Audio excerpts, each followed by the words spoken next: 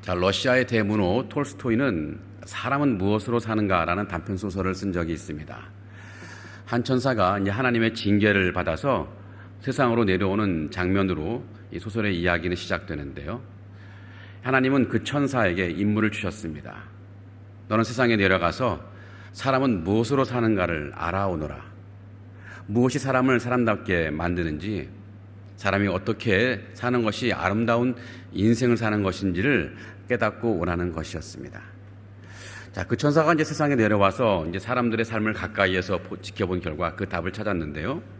그것은 이제 사람을 사람답게 만드는 것은 뭐 물질이나 명예나 권세와 같은 것이 아니라 다름 아닌 사랑이었습니다. 자, 톨스토이는 이 작품을 통해서 인간의 삶을 지탱하고 또 인간을 가치 있게 만드는 궁극적인 힘은 사랑에 있다는 것을 말하고 싶었던 것 같습니다. 자, 사람은 무엇으로 사는가? 나는 어떻게 살아야 사람다운 삶을 살고 또 아름다운 삶을 살 수 있을까? 이런 질문에 대해서 오늘 말씀은 톨스토이와는 조금 다른 결로 대답하는데요. 여하튼 오늘 말씀을 통해서 성경이 말하는 사람다운 삶이 어떤 것인지, 또 인생의 가치는 어디에 있는지 함께 나누는 시간이 되면 좋겠습니다. 자, 오늘 말씀이 있는 신명기 배경 역시 광야입니다. 여러분, 광야는 어떤 곳입니까? 물이 없고 또 먹을 것이 없고 또 길이 없는 곳입니다. 모든 것이 결핍된 장소가 바로 광야입니다. 하나님이 이스라엘 백성들을 이런 광야로 인도하셨고 또 이스라엘 백성들은 그 광야에서 40년의 허다한 세월을 보내야 했습니다. 백성들은 그 광야에서 굶주림을 경험했습니다. 그런데 그들은 광야에서 굶주림만 경험한 것이 아니었습니다. 하나님의 공급하심도 경험했는데요. 하나님이 그들에게 만나와 메추라기를 내려주셔서 그 결핍의 땅에서도 굶주리지 않게 하셨습니다. 자, 때로는 굶주리게도 하시고 때로는 먹이시기도 하시는 이 과정에서 하나님은 백성들이 깨닫기를 원하시는 것이 있었습니다. 오늘 말씀 3절에 나오는데 거기 보면요, 이런 말씀이 있습니다. 너를 낮추시며 너를 줄이게 하시며 또 너도 알지 못하며 네 조상들도 알지 못하던 만나를 내게 먹이신 것은 사람이 떡으로만 사는 것이 아니요 여호와의 입에서 나오는 모든 말씀으로 사는 줄을 네가 알게 하려 하심이니라. 자, 이 말씀은 사람이 사람답게 사는 길이 무엇인지 알려주시는데요. 사람다운 삶을 살아가려면 또 아름다운 인생을 살아가려면 이 떡으로만 살 것이 아니라 여호와의 입에서 나오는 모든 말씀으로 살아가야 한다는 것을 가르쳐 주고 있습니다. 자, 그런데 하나님은 단지 이스라엘 백성에게만 이 진리를 가르쳐 주시는 것이 아닙니다. 오늘날 우리에게도 말씀하시는 것이고 우리가 깨닫기를 원하십니다. 우리 역시 사람다운 사람으로 살아가기를 원하시고 우리 인생이 아름다워지기를 하나님이 역시 기대하시고 계시기 때문입니다. 그러게 우리 역시 떡으로만 살 것이 아닙니다. 여호와의 입에서 나오는 모든 말씀으로 살아야 할 책임이 우리에게도 있습니다. 자, 그렇다면 이 떡으로만 사는 인생은 어떤 인생이고 여호와의 입에서 나오는 모든 말씀으로 사는 인생은 어떤 인생일까요? 자, 우선 떡으로만 사는 인생은 자신이 소유한 것에 따라서 자기 인생의 가치를 부여하는 인생입니다. 자신이 소유한 것, 거기에 자신의 인생의 가치를 부여하는 인생. 이것이 바로 떡으로만 사는 인생인데요. 자, 여기서 떡이 상징하는 것은 단순한 먹는 떡이라든지 음식만을 의미하지는 않습니다.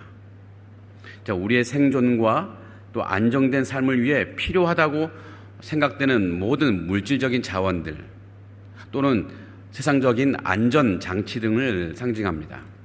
그래서 월급이라든지 은행 잔고라든지 연금이라든지 좋은 직장, 학벌, 사회적 지위나 성공, 좋은 집이나 좋은 차, 좋은 옷, 잘 준비된 노후 대책, 이런 것들이 바로 떡이라고 할 수 있는데요. 사실상 우리가 살아가는데 꼭 필요한 것들입니다. 그런데 떡으로만 사는 인생은 이런 것을 얻는 것만이 자기 인생의 목적이자 이유가 되는 삶의 방식을 말합니다. 그래서 삶의 기쁨과 슬픔, 평안과 불안이 전적으로 떡의 소유 여부에 따라 결정되는 인생인 거죠. 내가 가진 떡의 양에 따라서 마음이 평안했다가도 이 불안하기도 하고 또 기뻤다가도 또 슬프기도 하고 절망하기도 합니다.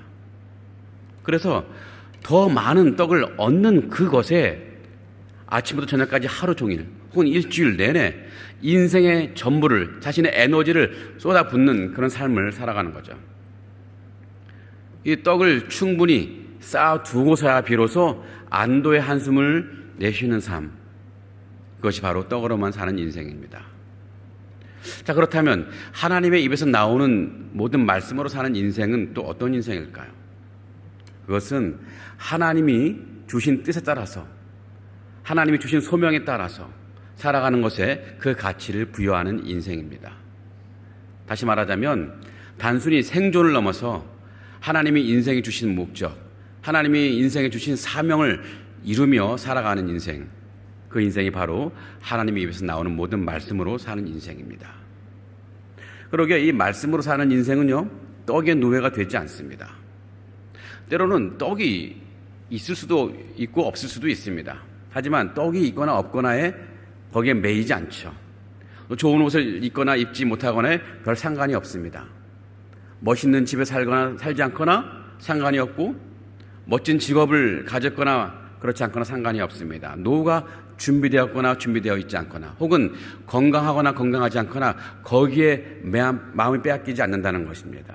온통 생각은 뭐냐면 내가 어떻게 살아야 하나님 주신 이 소명에 따라서, 하나님 주신 사명을 따라 살아갈 것이냐, 여기에만 관심이 있는 거죠.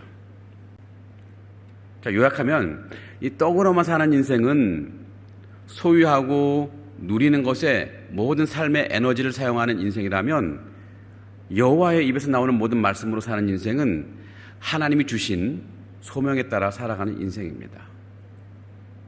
오늘 말씀은 소유하고 누리는 것을 위해 살 것이 아니라 소명에 따라 혹은 사명에 따라 살아가는 인생이 되라고 우리에게 말씀하고 계십니다. 왜냐하면 그것이 진정 사람다운 삶을 살아가는 길이기 때문입니다.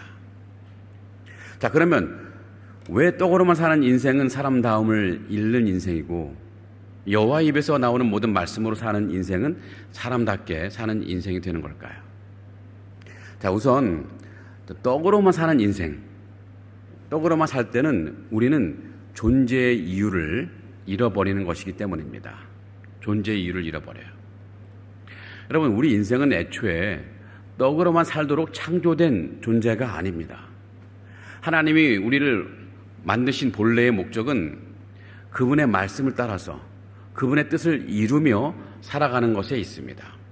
즉, 하나님 뜻에 따라서 살도록 창조된 존재라는 것입니다.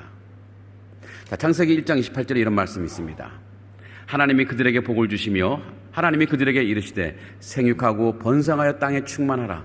땅을 정복하라. 바다의 물고기와 하늘의 새와 땅에 움직이는 모든 생물을 다스리라고 말씀하셨습니다. 여기 이제 하나님의 창조 의도가 드러나는데요. 하나님은 사람을 만드실 때 단순히 생존만 하라고 하지 않으셨습니다. 단순히 하루 먹을 떡만 구하고 그날 연명하라는 그런 말씀으로 창조하신 것이 아닙니다. 하나님은 사람에게 복을 주시고 땅을 정복하고 생물을 다스리라는 사명을 주셨던 것입니다. 다시 말해서 사람은 떡으로만 사는 존재가 아니라 사명으로 사는 존재로 창조된 것이라는 것입니다. 그러게 만일 사람이 떡만을 위해 살아간다면 그것은 하나님께서 주신 존귀한 이 존재의 목적을 잃어버리고 사는 것입니다. 하나님이 처음 우리를 만드실 때 바라셨던 사람다운 삶으로 살아가지 못한다는 것입니다. 이것은 마치 잘 만들어진 자동차와 같습니다. 이 떡으로만 사는 인생은 자동차가 주유소에서 기름을 가득 채우는 것에만 관심을 기울이고 거기에만 기쁨을 찾는 그 자동차와 같습니다. 여러분, 아무리 좋은 차라 할지라도 그저 주유소만 계속 있는 차라면, 온통 연료통에 기름이 채워지는 것에만 기쁨을 누리고 거기에만 온 신경을 쓰는 자동차라면 그 차는 이미 존재의 이유를 잃어버린 자동차입니다. 이 자동차 다움을 잃어버린 거죠. 여러분, 자동차는 기름을 채우기 위해 존재하는 것이 아닙니다. 그 기름으로 힘을 얻고 길을 달리고 목적지를 향해 나아가기 위해 만들어진 것이죠. 우리 인생도 마찬가지입니다. 만약 우리가 먹고 마시며 배를 채우는 것만을 목적으로 살아간다면 그것은 마치 주유소에만 머물러 있는 자동차와 다를 바가 없습니다. 우리 삶은 단순히 배고픔을 면하기 위해 주어진 게 아니에요. 맛있는 것 먹고 좋은 옷을 입고 멋진 집에서 살아가는 것에 우리 인생의 가치가 있는 것이 아닙니다. 사람에게 주어진 삶의 목적대로 살아갈 때 비로소 사람다운 삶으로 살아갈 수 있는 것이죠. 우리가 떡으로만 사는 인생이 아니라 여호와의 모든 입에서 나온 말씀으로 살아야 되는 이유는 바로 우리가 그렇게 창조되었기 때문입니다. 자, 이스라엘 백성들은 광야에서 끊임없이 원망하고 불평했습니다. 먹을 것이 없다, 물이 없다, 고기를 먹고 싶다. 심지어 그들은 차라리 애굽에서 노예로 사는 것이 훨씬 나을 뻔했다고 말하기도 했습니다. 떡의 문제만 해결해 주기만 한다면 노예로 살아도 상관없다고 생각한 사람들이었습니다. 왜 그랬을까요? 그들의 눈에는 당장 눈에 보이는 떡의 문제만이 인생의 전부였던 것입니다. 이것이 바로 떡으로만 사는 인생의 비극이에요.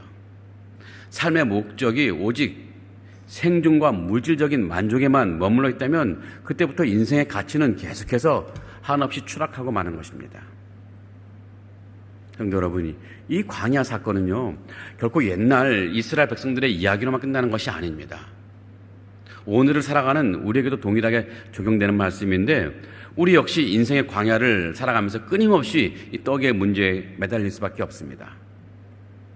내 사업이 잘 돼야 되는데, 내 아이가 좋은 학교에 들어가야 되는데, 내 직장 생활이 안전해야 되는데, 내 노후를 준비해야 되는데, 우리는 늘 눈앞에 이 먹고 사는 문제, 또 이 물질과 안정의 이 문제에 묶여서 살고 있는 것은 아닙니까? 물론 떡은 필요합니다. 떡이 없으면 우리는 살 수가 없죠. 그러나 문제는 떡이 우리 삶의 목적이 되어버릴 때, 그때 문제가 되는 거죠. 혹시 우리 인생이 단지 먹고 살기 위한 그런 인생으로 좁아져 있지 않습니까? 내가 더 많이 소유하고, 내가 더 많이 누리고, 내가 더 많이 쌓아두는 것만이 혹시 내 삶의 목표가 된 것은 아닙니까?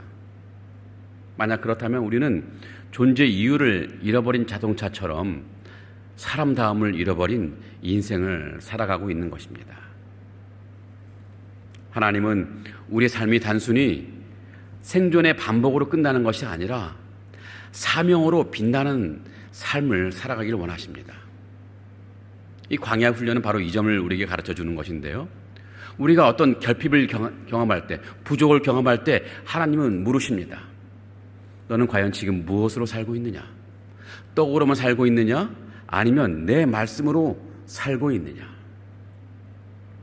성도 여러분, 우리 삶의 목적을 떡에 두지 않고 하나님 뜻을 이루는 일에 두시는 여러분 되기를 바랍니다. 그래서 사람다움과 인생의 아름다움을 잃지 않는 우리 모두가 되기를 간절히 기원하고 축복합니다. 자, 사람이 떡으로만 살 때 하나님께서 우리를 창조하신 본래의 목적, 즉 사명을 잃어버리게 된다는 사실을 말씀드렸는데, 마치 주유소에서 멈춰있는 자동차처럼 존재의 이유를 상실하는 것으로 말씀드렸습니다. 자, 그런데 이 목적을 잃어버린 인생, 존재의 이유를 잃어버린 인생에는 필연적으로 따라오는 것이 있습니다. 그것은 바로 끝없는 이 공허함과 채워지지 않는 갈증입니다. 오늘 우리가 떡이 아닌 하나님 말씀으로 살아야 하는 두 번째 이유가 있는데요. 그것은 이 지독한 영혼의 갈증을 해결하고 오직 말씀을 통해서만 참된 인생의 만족을 얻을 수 있기 때문입니다. 오직 여호와의 말씀으로 살 때만 참된 인생의 만족을 얻을 수 있기 때문입니다. 자, 자동차의 큰 기쁨이 목적지를 향해 힘차게 질주하는 데 있는 것처럼 우리 인생의 가장 큰 기쁜 만족은 하나님이 주신 존재의 목적, 그분이 우리에게 주신 이 사명을 감당하며 살아갈 때 얻을 수 있습니다. 다시 한번 창세기에 나타난 인간의 창조를 보면요, 거기 창세기 2장 7절에 이런 말씀이 있습니다. 여호와 하나님이 땅의 흙으로 사람을 지으시고 생기를 그 코에 불어넣으시니 사람이 생명이 되니라. 자, 이 한 구절 안에 우리 인생의 만족에 대한 비밀이 담겨 있습니다. 하나님은 우리를 두 가지 요소의 신비로운 결합체로 만드셨는데요. 첫 번째 요소는 뭐냐 하면 땅의 흙입니다. 우리는 흙에서 왔습니다. 우리는 흙으로 빚어졌기 때문에 우리는 땅의 것을 필요로 합니다. 음식이 필요하고 옷이 필요하고 쉴 집이 필요하죠. 이것이 바로 떡을 통해 채워지는 우리의 육신적인 만족입니다. 하나님 결코 이 필요를 무시하는 분은 아니십니다. 자, 그런데 만약 하나님께서 우리를 흙으로만 지으셨다면 그런 삶도 괜찮을 것입니다. 그러나 하나님은 우리를 그렇게 만들지 않으셨어요. 흙으로 뿐만 아니라 하나님은 하나님의 생기, 곧 하나님의 숨결을 그 코에 불어넣어 주셨습니다. 이것은 엄청난 선언인데요. 우리의 가장 깊은 이 본질 안에, 우리의 영혼 깊숙한 곳에 하나님의 이런 신적인 DNA, 그분의 숨결, 그분의 영적인 흔적을 새겨 놓았다는 것입니다. 바로 여기에서 인간의 위대함이 있지만 동시에 비극이 시작되는 것입니다. 자, 흙으로 지음받았기 때문에 우리는 떡 없이 살 수는 없지만 하나님의 생기로 말미암아 지음받았기 때문에 우리는 절대로 떡만으로는 살 수 없는 존재가 된 것입니다. 우리의 육신은 떡을 먹어야 배가 부르지만 이 하나님의 숨결로 만들어진 우리 영혼은 오직 우리를 만드신 하나님의 말씀, 하나님의 임재, 하나님과의 관계로만 채워질 수 있도록 설계되었습니다. 하지만 타락한 인간 세상에 가장 큰 비극이 있는데 그것은 이러한 어떻게 우리가 창조되었는지를 그런 잊어버렸다는 것에 있습니다. 사람들은 자기 안에 있는 이 설명할 수 없는 깊은 영적 공허함과 목마름의 원인을 알지 못해요. 자신이 어떻게 창조된 존재인지 모르기 때문에 자신 안에 느껴지는 이 공허함과 목마름의 원인을 모른다는 거예요. 그래서 이 영적인 갈증을 무엇으로 채우려고 하느냐 하면 육적인 것으로, 즉 떡으로 채우려고 필사적으로 노력하는 것입니다. 자, 이것은 비유를 들자면 지금 목이 타들어가는 사람이 있다고 상상해 보시기 바랍니다. 그렇다면 그에게 필요한 것은 뭡니까? 시원한 물입니다. 그런데 이 사람이 자신의 이 목마름의 상태를 목마름이 아니라 배고픔으로 잘못 인식하고 있습니다. 그래서 갈증을 해소하기 위해서 물을 먹어야 되는데 물을 먹지 않고 밥을 계속해서 입에 밀어넣는 것 같습니다. 여러분, 처음 한두 입으로 밥을 먹으면 어쩌면 텅 빈 속을 채워주는 것 같아서 잠시 위안이 될지도 모르겠습니다. 그러나 밥을 먹으면 먹을수록 그의 목은 어떻게 될까요? 갈증은 전혀 해결되지 않고 오히려 목이 더 꽉 막혀오고 속은 답답해지고 어쩌면 갈증이 극에 달하게 될 수도 있습니다. 이것이 바로 영혼의 갈증을 떡으로 채우려는 현대인의 모습입니다. 현대인들은 누구나 이 마음 한구석에 있는 허전함을 느낄 수밖에 없습니다. 삶의 의미를 찾지 못해 공허해합니다. 그러나 현대인들은 이 영적인 허기를 떡의 문제로 보는 이 비극에 있는 것입니다. 그래서 좀 돈이 더 많았더라면, 더 좋은 차를 샀더라면, 더 높은 자리에 내가 올랐더라면, 더 많은 사람들에게 인정을 받았더라면 이런 모든 문제가 해결됐을 거라고 생각하는 거죠. 그래서 더 많은 돈을 벌기 위해서 밤낮으로 일하고 새로운 명품 가방과 최신형 스마트폰을 구입하죠. 또 SNS에 멋진 사진을 올려서 좋아요라는 것을 받으면 잠깐 만족을 얻습니다. 그러나 그 짜릿함은 금방 사라지고 텅 빈 방에 홀로 남겨져 있을 때 이전보다 더 깊은 허무함과 외로움이 이 파도처럼 밀려오는 것을 경험합니다. 왜 그렇습니까? 떡으로는 절대로 영혼의 갈증을 채울 수 없기 때문입니다. 자, 17세기 철학자 파스칼이 이렇게 말했습니다. 인간의 마음속에는 하나님이 만드신 진공이 있다. 하나님만이 채우실 수 있는 하나님 모양의 빈 공간이 있다고 말했습니다. 세상의 모든 떡을 다 가져다 부어도 이 하나님 모양의 빈 공간 결코 채워지지 않습니다. 오히려 그 떡에 사람은 깔려서 질식하게 될 뿐입니다. 이것이 바로 떡으로만 사는 삶이 우리를 사람답게 살지 못하게 하는 이유이기도 합니다. 아무리 비싼 음식을 먹고 아무리 화려한 옷을 입고 아무리 좋은 집에 산다 할지라도 하나님의 형상으로 지음받은 인간은 결코 그것으로 만족할 수가 없는 거예요. 그렇다면 이 지독한 이 영혼의 갈증은 어떻게 해결할 수 있겠습니까? 하나님은 오늘 본문을 통해서 분명히 말씀하시는데요. 여호와 입에서 나오는 모든 말씀으로 사는 줄 네가 알게 하려 하십니다. 하나님의 말씀만이, 하나님 말씀에 새겨진 하나님의 뜻만이 우리 영혼을 진정으로 만족시킬 수 있다는 것입니다. 말씀은 우리에게 세상에 어떤 떡도 줄 수 없는 이 두 가지 차원의 깊은 만족을 제공하는데요. 두 가지인데 첫 번째로는요, 이 하나님 말씀은 우리에게 의미의 만족을 제공합니다. 의미의 만족입니다. 떡은 우리에게 어떻게 살 것인가 방법은 혹시 가르쳐 줄지 몰라도 왜 살아야 하는가에 대한 이유는 결코 알려주지 못합니다. 그러나 하나님 말씀은 내 인생이 그저 우연히 태어나 먹고 살다 죽는 그런 먼지와 같은 존재가 아니라 하나님의 위대하고 영원하신 이야기 속에 소중한 한 페이지라는 것을 깨닫게 해주죠. 여러분, 구약의 요셉을 한번 생각해 보시기 바랍니다. 이 떡의 관점에서 보면 그의 요셉의 인생은요, 실패와 고난의 연속입니다. 형들에게 팔리고 또 억울하게 누명을 쓰고 또 아무도 기억하지 않는 감옥에 갇혀 살았습니다. 그러나 그는 하나님의 말씀, 하나님이 주신 꿈, 하나님이 주신 이 소명을 붙들었습니다. 그래 마침내 총리가 되어서 형들 앞에 섰을 때 그는 형들에게 무슨 말을 했습니까? 창세기 45장 5절에 이런 말씀 있죠. 당신들이 나를 이곳에 팔았다고 해서 근심하지 마소서. 하나님이 생명을 구원하시려고, 우리 가족을 구원하시려고 나를 당신보다 먼저 보내셨습니다. 자, 요셉은 자신의 고난 맞는 인생이 결국 하나님의 위대한 구원의 계획을 이루어내는 의미 있는 과정이었음을 깨달았습니다. 바로 이 의미의 깨달음이 그에게 모든 고난을 이겨낼 힘과 세상이 줄 수 없는 깊은 만족을 주었던 것입니다.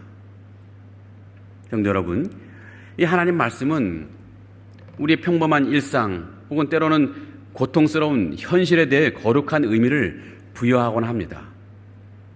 내가 지금 직장에서 땀을 흘리는 이유, 내가 눈물로 자녀를 위해 기도하는 이유, 내가 남들이 알지 못하는 곳에서 묵묵히 섬기는 그 모든 수고가 하나님의 뜻을 이루어가는 위대한 사명의 한 조각이라는 것을 우리 말씀은 가르쳐주고 있는 거죠. 이 의미의 만족을 경험하는 사람은요, 더 이상 세상의 떡에 흔들리지 않습니다. 세상의 떡이 없어도 불만하는 것이 아니죠. 두 번째로, 하나님 말씀은 우리에게 관계의 만족을 줍니다. 관계의 만족입니다. 사실 어쩌면 의미의 만족보다 더 근원적인 만족이 바로 관계의 만족인데요. 이 떡은 본질적으로 우리를 이기적인 인간으로 만들어요. 더 많은 떡을 차지하기 위해서 서로 경쟁하며 물리치며 미워하고 질투하고 질시합니다. 그러나 말씀은 우리를 창조주 하나님과의 인격적이고 친밀한 사랑의 관계로 초대해서 우리를 사랑의 사람으로 바꾸어내는 거죠. 우리 영혼이 가장 깊이 갈망하는 것이 무엇이겠습니까? 그건 사실 사랑받고 있다는 확신입니다. 그 무엇보다도 우리가 사랑받고 있다는 확신이 우리 영혼이 가장 깊이 갈망하고 있는 것입니다. 여러분, 세상의 사랑은 조건적이죠. 네가 쓸모 있을 때, 네가 능력이 있을 때, 네가 아름다울 때 나는 너를 사랑할 거야. 이런 말을 하는 것이 바로 세상의 사랑입니다. 하지만 하나님의 사랑은 무조건적입니다. 이 무조건적인 사랑에 대해서 바울은 로마서 5장 8절에서 이렇게 말씀하시는데요. 우리가 아직 죄인 되었을 때 그리스도께서 우리를 위하여 죽으심으로 하나님께서 우리에 대한 자기의 사랑을 확증하셨느니라. 우리가 가장 연약할 때, 우리 인생에 가치가 없어 보일 때, 우리가 어쩌면 하나님을 등지고 죄를 짓고 있을 바로 그때에 하나님은 우리를 위해서 자신의 아들을 내어주셨습니다. 자기 아들을 내어주심으로 우리를 사랑하신다는 것을 보여주셨습니다. 이 사랑, 이 하나님의 놀라운 사랑을 우리가 말씀 속에서 인격적으로 만날 때, 정말 하나님의 사랑을 뜨겁게 경험할 때 우리 영혼은 세상 그 무엇과도 비교할 수 없는 깊은 이 안정감과 만족을 누릴 수 있죠. 여러분, 이 탕자라는 인물, 탕자가 이 아버지의 이 재산이라는 떡을 가지고 세상에 나갔을 때 그는 모든 것을 다 잃고 돼지처럼 비참해졌습니다.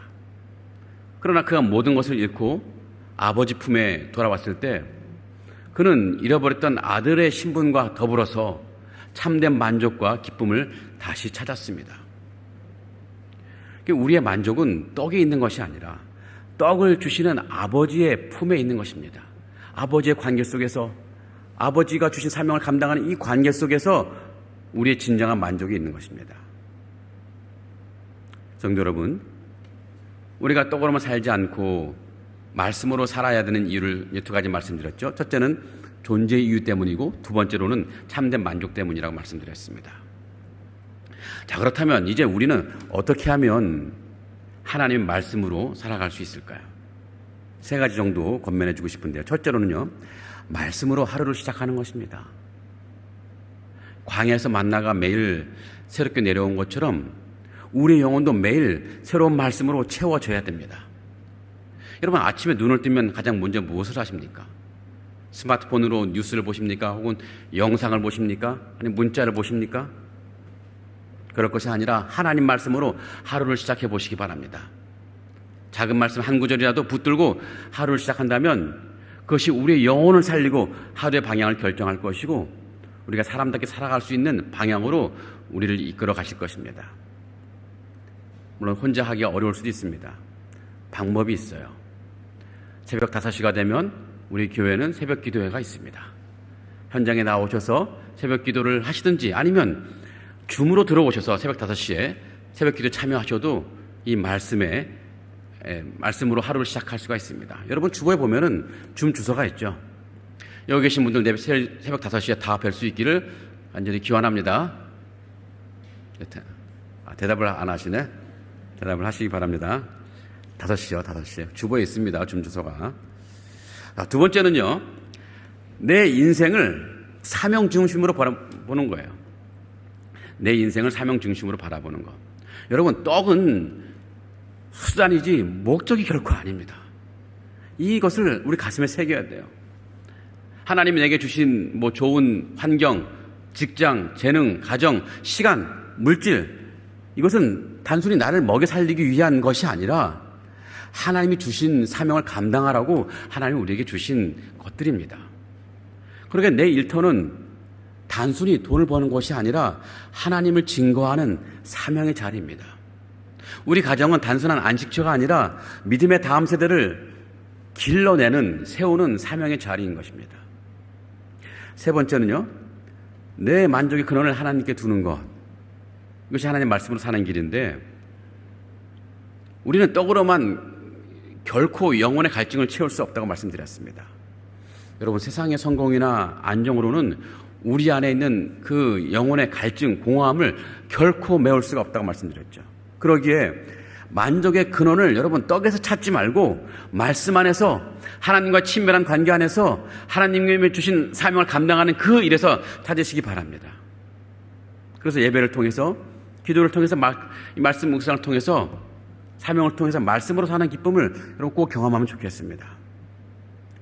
그런데 이 내 만족의 근원을 하나님께 두는 건 역시 쉽지가 않습니다. 너무 우리는 오랫동안 여러 가지 떡에 만족을 두는 그런 삶을 살아왔거든요. 그래서 변화되는 건 참 어려운데 그런 어려움을 우리가 감안해서 우리 교회는 매 학기마다 양육과 훈련 프로그램을 제공합니다. 양육과 훈련 하시는 동안에 우리의 삶의 그런 마음 태도가 바뀔 수 있어요. 만족의 근원을 하나님께 두는 그런 시간이 될 수 있습니다. 그래서 여러분에게 다시 한번 권면하기는, 오늘 계속 광고에 양육훈련 광고 나오는데 여러분 주저하지 마시고 참여하시기 바랍니다. 여기 상하이에 머무는 동안 한번 정말 뜨겁게 하나님 만나고 내 삶의 만족의 근원을 하나님께 두는 인생으로 바뀌면 좋겠습니다. 여기 계신 많은 분들 양육과 훈련, 또 여러 가지 성경 프로그램들 혹은 PSP 참여하는 여러분 되기를 간절히 바랍니다. 성도 여러분, 상하이에서 살아가는 우리는 사실 떡의 문제를 비껴갈 수가 없습니다. 늘 마주칠 수밖에 없어요. 사업이나 직장이 안정되지 않을 때가 참 많이 있고, 또 한국에서 잘 돌아가면 잘 살 수 있을까? 혹은 내 노후는 걱정 없이 살 수 있을까? 또 자녀의 진로 문제로 머리 아플 때가 얼마나 많이 있습니까? 그러나 바로 이런 어려운 상황 혹은 결핍의 상황, 이런 광야의 시간에 하나님은 우리에게 묻고 계십니다. 너는 무엇으로 살고 있느냐? 떡으로만 살고 있느냐? 아니면 나의 말씀으로 살고 있느냐? 우리가 떡으로만 산다면 우리 인생은 늘 불안과 공허 속에서 흔들릴 수밖에 없습니다. 그러나 우리가 말씀으로 산다면 그런 결핍 가운데서도 흔들리지 않는 평안과 세상이 줄 수 없는 참된 만족을 우리는 누릴 수 있습니다. 그러기에 우리는 우리의 삶의 중심을 떡이 아니라 하나님 말씀 위에, 하나님 주신 사명을 감당하는 그 위에 다시 세워야 할 것입니다. 성도 여러분, 사람은 떡으로만 살 수 없습니다. 오직 하나님의 말씀으로만 살아갈 수 있습니다. 이 고백이 우리 인생을 붙잡는 신앙의 선언이 되기를 주님의 이름으로 간절히 기원하고 축복합니다. 아멘. 우리 인생 광야를 살아가다 보면 너무너무 자주 넘어지는 우리 인생들입니다. 그러면서 우리는 자주 눈앞에 떡 문제에 매여 어찌할 바를 모를 때가 참 많습니다. 보이지 않는 하나님 말씀을 잊고 살았을 때가 참 많이 있었습니다. 그리하여 세상의 풍요를 쫓으며 영혼의 갈증을 채우려 했었지만 결국 남는 것 더 큰 공허함과 불안뿐이었다는 것을 이제 깨닫고 인정합니다. 사랑이 많으신 주님, 이런 우리를 불쌍히 여겨주시고 이제는 떡으로만 살 것이 아니요 오직 여호와 입에서 나오는 모든 말씀으로 산다는 생명의 진리를 붙잡고 살게 하여 주시옵소서. 더 이상 떡의 노예로 사는 것이 아니라 우리를 지으신 하나님의 목적대로 하나님의 말씀을 따라서 사명을 감당하는 인생이 되며 그런 인생 될 수 있도록 인도하여 주시옵소서.